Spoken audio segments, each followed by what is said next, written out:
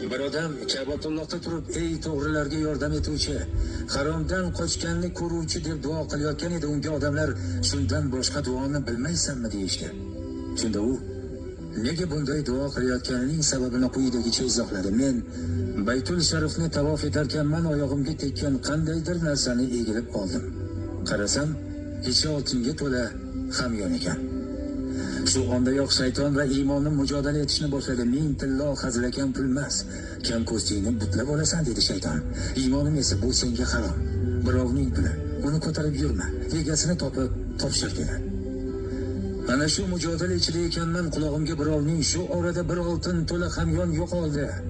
Kim topib olgan bo'lsa olib kelsin, 30 tillo mukofoti bor deya chaqirib yurgani chalinib qoldi. Men haromdan 30 halol afzal dedim-da hamyonni egasiga topshirdim. U xursand bo'lib menga 30 tillo sanam berdi.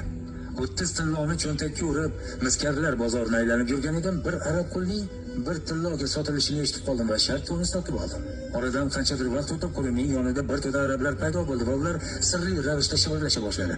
Ajablanib qo'limdan nimani gaplashganlarini so'radim. U yashirib o'tirmasdan to'g'risini aytib qo'ydi. Men Mag'rib sultonining o'g'liman. Otam Habash sultoni bilan jang qilib mag'lub bo'ldi. Dushmanlar meni ham asirga olib bu yerlarga olib kelib sotdilar. Otam bu odamlarga 50 ming tillo berib yubormishlarki, meni sotib olib borsinlar. Sen menga ko'p yaxshilik qilding. O'z farzandingdek mehribon bo'lding. Men sendan juda ham mamnunman. Ular meni sotib olmoqchi bo'ladilar. Hech ham kamiga rozi bo'lma. 50 ming tilloga sot meni. Uning aytganidek bo'ldi. Qo'limdan 50 ming tilloga sotdim. Shu qadar katta pulga hiyla-mol olib Bag'dodga bordim. U yerda bir do'kon ochdim-da, mollarimni sota boshladim. Kunlarning birida bir tanishim kelib, u yoq bu yoqdan gaplashib o'tirdi-da, mashhur bir tujjor bor edi, vafot etdi. Oy kabi go'zal qizi yetim qoldi.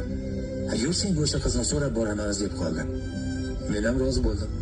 Qizning vasiylariga ham ma'qul bo'ldim va qizni nikohimga oldim. Uydagi javonga terib qo'yilgan sandiqchalar ichida oltinga to'la hamyonlar bor edi. Ularning hammasining ustiga 1000 oltin deb yozilgan, faqat bittasining ustida 970 deb yozib qo'yilgan edi. Nega bundayligini so'raganimda, qizgina otam shu hamyonni harami sharifda yo'qotib qo'ygan ekan. Bir halol odam topib olib qaytarib beribdi. Otam o'sha odamga suyunchi deb 30 tanga beribdi. Qolgani shu ichidagilar dedi. Uning gaplarini eshitib Alloh taologa hamd va sanolar aytib shukrlar qildim.